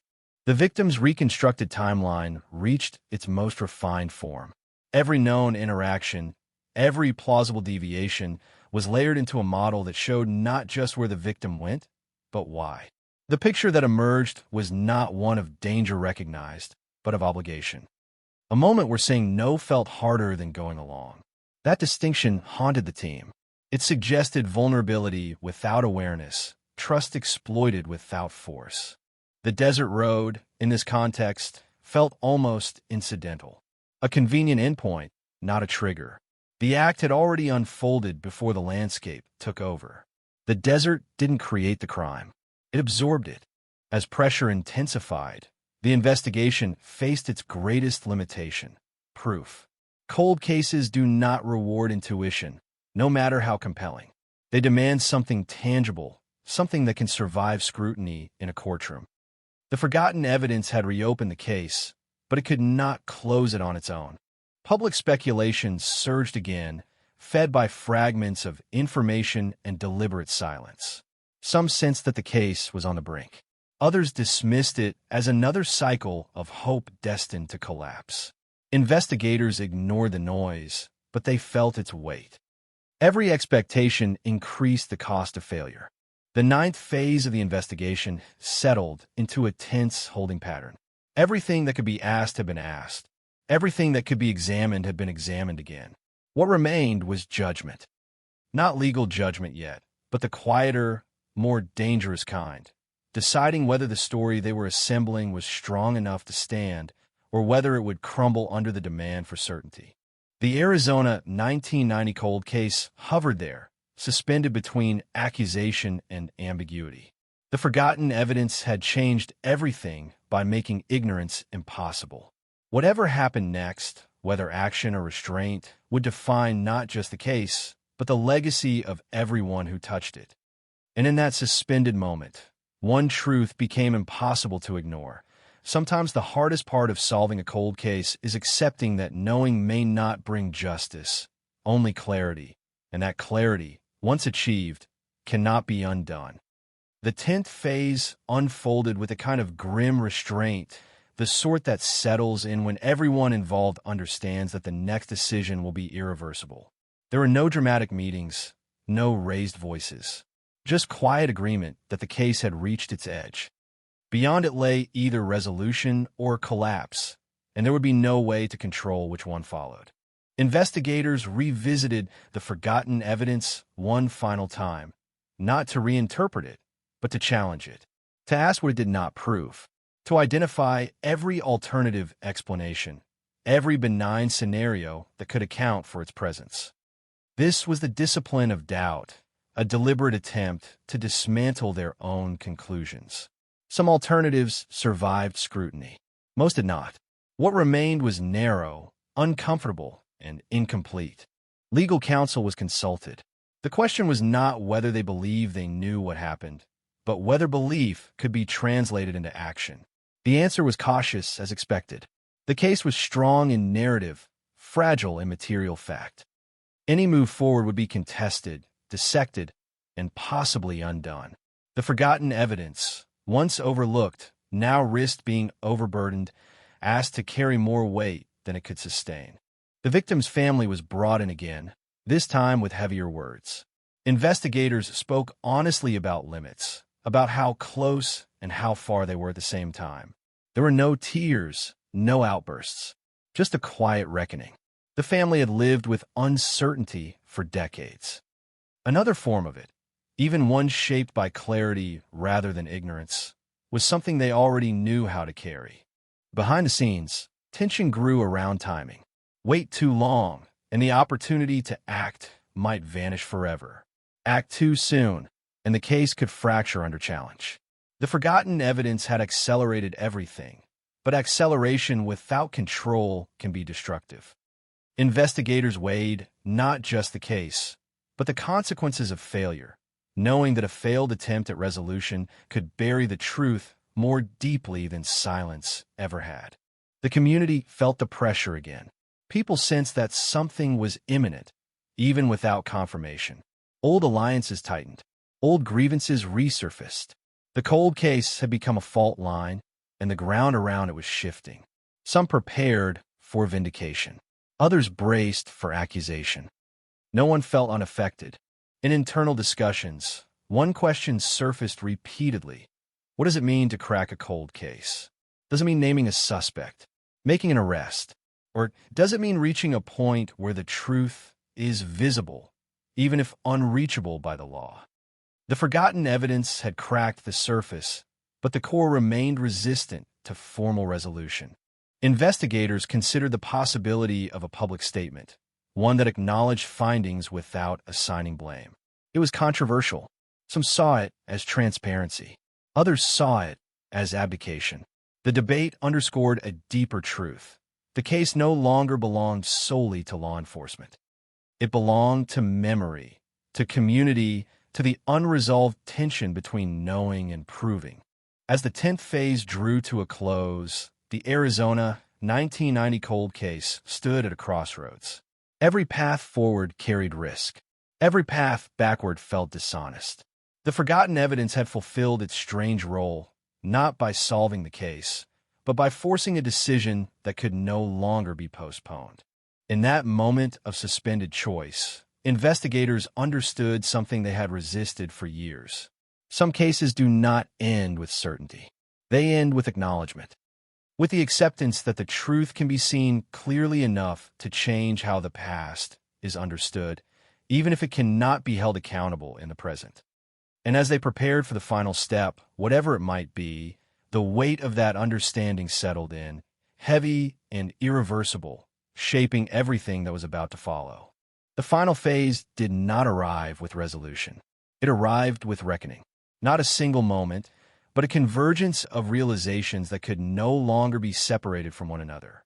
The investigation had reached the end of what procedure could offer. What remained was meaning. The forgotten evidence, once dismissed, once misunderstood, now stood as a marker of everything the case had become. It did not speak in absolutes. It did not name a killer. It did not restore what had been taken. But it rewrote the past in a way that could not be reversed.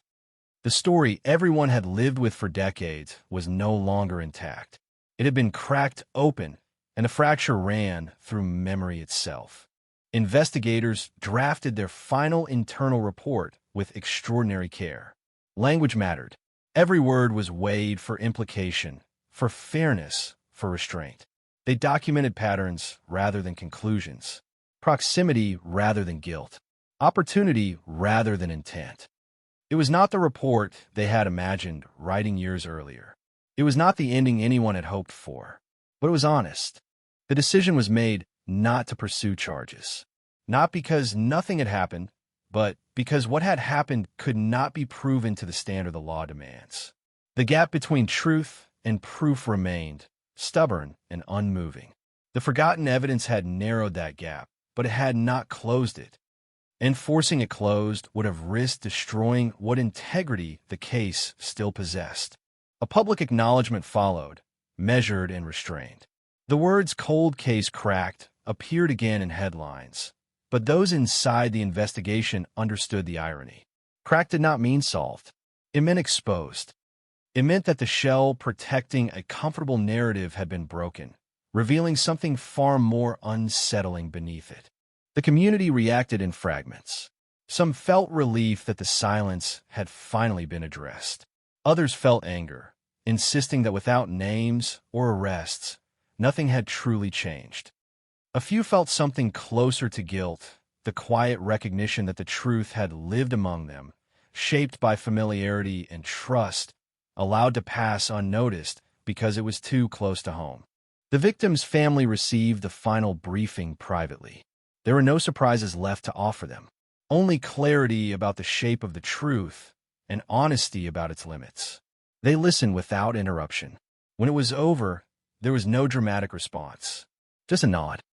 They had not received justice, but they had received something else. Confirmation that the disappearance had not been meaningless, that it had been seen, understood, and remembered accurately at last. The desert road returned one final time, not as a crime scene, but as a symbol. It remained unchanged, open and quiet, carrying the weight of what had passed through it. Nothing marked it. No sign explained its significance. Life continued around it, indifferent and persistent, just as it always had. The Arizona 1990 cold case settled into its final form. Not a mystery undone, but a truth revealed without resolution. The forgotten evidence had changed everything by proving that the past is never fixed, only waiting. Waiting for someone to look again, to ask harder questions, to accept answers that do not heal, but clarify. And in that clarity, something endured. An understanding that some crimes do not announce themselves with violence, that some disappearances are built from trust and silence rather than force. That cold cases do not always end with handcuffs or verdicts. Sometimes they end with acknowledgement, with the uncomfortable knowledge that the truth was always there, hidden not by darkness, but by familiarity. The desert remembers everything. And now, so does the town. Time passed, but it did not move on. That was the strange aftermath of the Arizona 1990 cold case, after everything that could be said had finally been said. The investigation was technically over, yet the case refused to settle into the quiet category of closed. It lingered, not as a file, but as a presence, something that shaped conversations, silences, and the way people looked at one another when the subject surfaced without warning. For investigators, the end brought no relief, only a different kind of weight. They returned to other work, other cases with clearer edges and measurable outcomes, but this one followed them. In the pause before sleep, in the hesitation before trusting an easy explanation. The forgotten evidence had taught them something permanent, that certainty is often a story we tell ourselves to survive complexity, and that the absence of resolution does not mean the absence of truth. The official language surrounding the case remained careful. No suspect named, no cause definitively stated, just acknowledgement that the original narrative was incomplete, that early assumptions had failed to capture what truly happened. It was a rare thing in law enforcement, this admission of limitation, and it unsettled people more than denial ever could. Uncertainty, once made explicit, is harder to ignore. The community adapted in subtle ways. There were no protests, no public reckoning. Instead, there were changes in tone. A hesitancy when the past came up. A quiet awareness that some stories were not as simple as they had been told. People began to recognize how easily familiarity can shield behavior, how trust can dull curiosity. The cold case had become a lesson, one learned too late to save anyone, but not too late to matter. The victim's absence remained the most powerful fact of all. Without remains, without a final moment that could be pointed to and named, their disappearance existed as a void around which everything else turned. Friends remembered them in fragments, moments frozen in time, the way they laughed, the routines they followed. The ordinariness of their life became its own kind of tragedy, proof that nothing about them had suggested danger, that nothing had prepared anyone for the silence that followed. The forgotten evidence, now returned to storage, carried a different label. Not just a case number, but a quiet acknowledgement of significance. It would never be displayed, never dramatized. Its power lay not in what it showed, but in what it forced people to confront, that the truth does not always announce itself when it arrives, and that the most important details are often the ones that do not fit. Years later, new investigators would sometimes pull the file, curious, drawn by the reputation of a case that had been cracked but never solved. They would read the reports, study the conclusions, feel the same pull towards certainty. And then, if they were careful, they would feel it loosen, replaced by respect for ambiguity. The case became a quiet warning against haste, against the comfort of easy answers. The desert remained unchanged, wind over sand, heat bending the horizon. The road still there, unmarked, used daily by people who no longer spoke its name aloud. Nothing in the landscape betrayed what it had absorbed. And yet, for those who knew, it carried a gravity that could not be erased. Not because of what had been proven there, but because of what had been possible. The phrase cold case cracked continued to appear from time to time, usually in retrospective pieces or true crime discussions. It sounded decisive, final, but those closest to the case understood its hollowness. Cracked did not mean completed. It meant broken open. It meant the illusion of certainty had been shattered, revealing something far more complex underneath. In that complexity lived the real legacy of the Arizona 1990 cold case. Not justice in the traditional sense, but understanding. An understanding that some acts are carried out quietly by people who do not fit the shape of villains. That some disappearances are enabled not by darkness, but by routine. That the line between knowing and not knowing is often drawn by convenience. The victim was not forgotten. Not anymore. Their story had been reshaped, reclaimed from the margins of assumption, and placed where it belonged, at the center of a difficult truth. They were no longer just missing. They were understood as much as understanding was possible. And in that understanding, their absence gained meaning, even without resolution. The final silence of the case was different from the first. It was not ignorance. It was acceptance.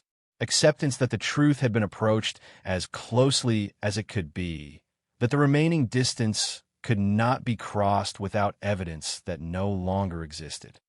It was a silence earned through effort, through scrutiny, through the willingness to admit limits.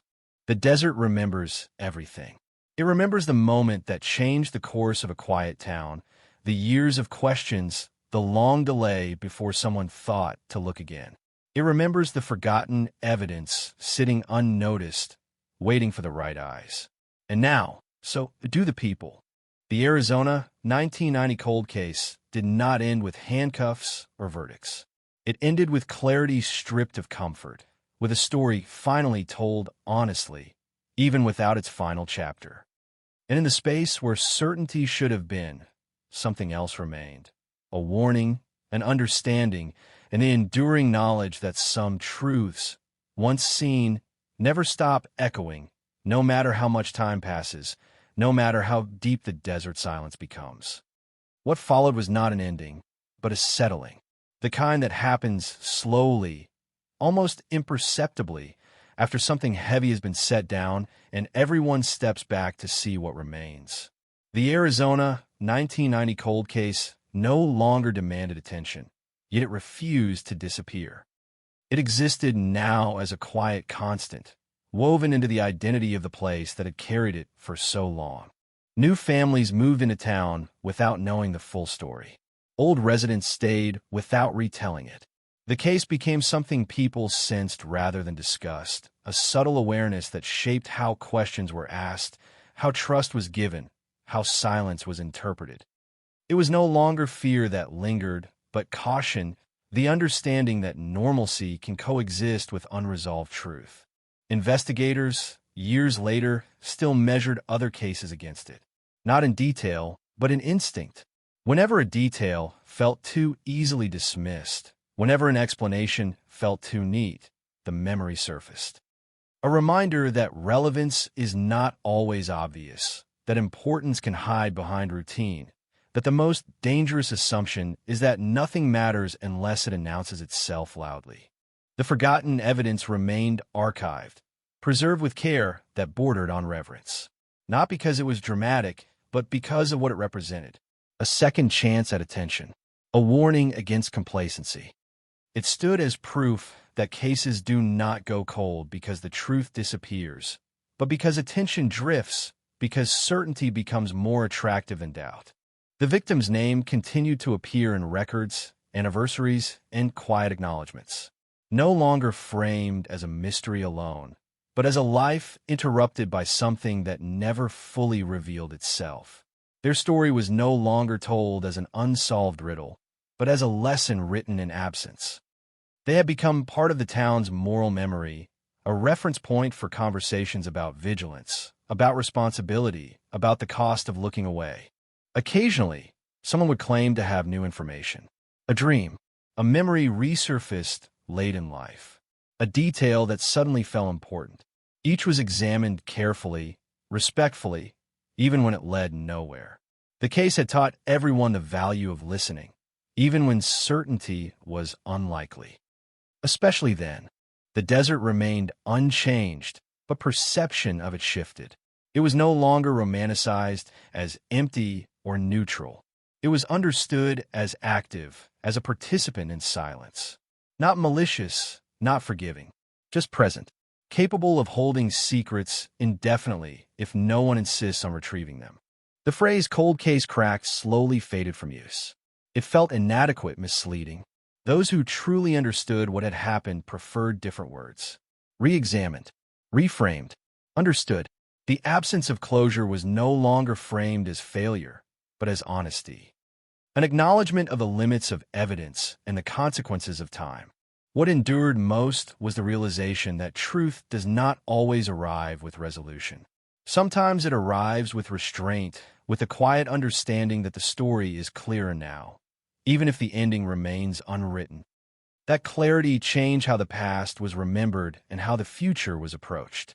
The Arizona 1990 cold case became less about what happened on a single day and more about what followed. Decades of silence, years of assumption, one overlooked detail that proved attention matters, even late, even imperfectly. It reshaped the idea of justice from punishment to recognition, from certainty to responsibility. And in that reshaping, something unexpected emerged. Not peace, but steadiness. The kind that comes from facing complexity instead of denying it. From admitting that some truths are heavy and incomplete, yet still worth carrying. The desert remembers everything. But now, the remembering is shared. Not as accusation, not as spectacle, but as awareness. And in that shared memory, the case finally found its place. Not solved, not forgotten, but understood for what it truly was. A reminder that silence is never empty, and that even the smallest overlooked detail can change the way a story is told forever.